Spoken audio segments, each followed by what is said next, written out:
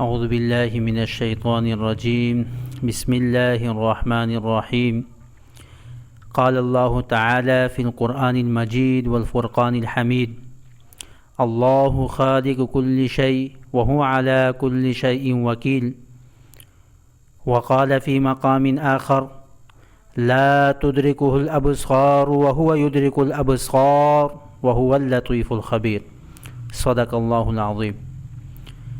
حضرت امام ابو حنیفہ رحمہ اللہ کی خدمت میں دہریہ عقیدے کے کچھ لوگ قتل کے ارادے سے حاضر ہوئے۔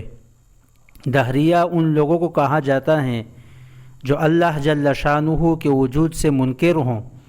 ان کا عقیدہ اور نظریہ یہ ہے کہ یہ ساری کائنات خود بخود چل رہی ہے، اس کے چلانے والا اور کوئی پیدا کرنے والا نہیں ہے۔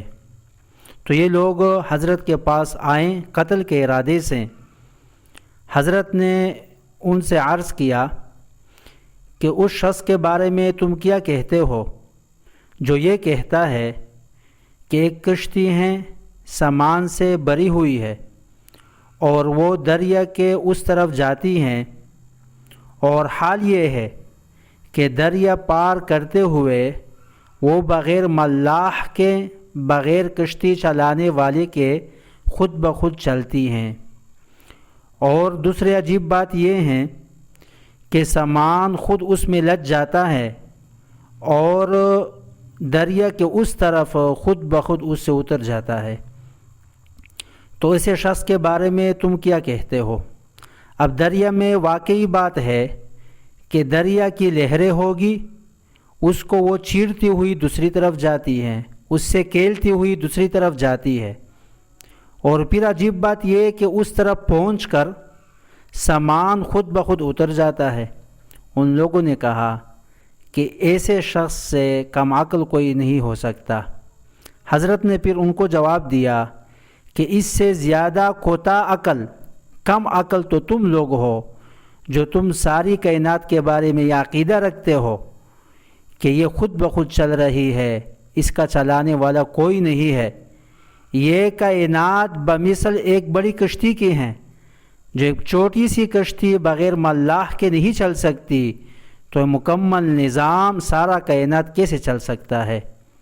یہ لوگ اس عقیدے کی وجہ سے بہت زیادہ حیران ہو گئے اور دنگ رہ گئے، اور پھر انہوں نے حضرت امام ابو حنیفہ رحمہ اللہ کے ہاتھ پر اسلام قبول کیا۔ میں یہاں پر یہ کہتا ہوں کہ کسی نے خوب کہا ہے، دہریہ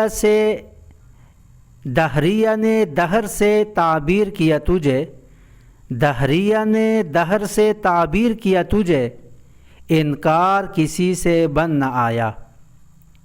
حضرت محمود الحسن شیخ الہند رحمہ اللہ نے بہت عجیب بات فرمائی ہے ایک شعر کی صورت میں کہ انقلابات جہاں واعظ رب ہے سن لو، انقلابات جہاں واعظ رب ہے سن لو، ہر شے سے صدا آتی ہے ففہم ففہم۔